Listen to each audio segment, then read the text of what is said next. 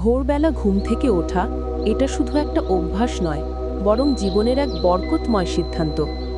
ইসলামে ফজরের নামাজ দিয়ে দিন শুরু করার যে তাগিদ দেওয়া হয়েছে, তার পেছনে আছে গভীর জ্ঞান ও রহমত।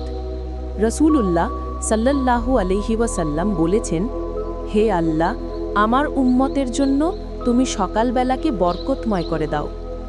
অর্থাৎ যে ব্যক্তি সকালবেলা কাজ শুরু করে, আল্লাহ তার কাজে বরকত দান করেন।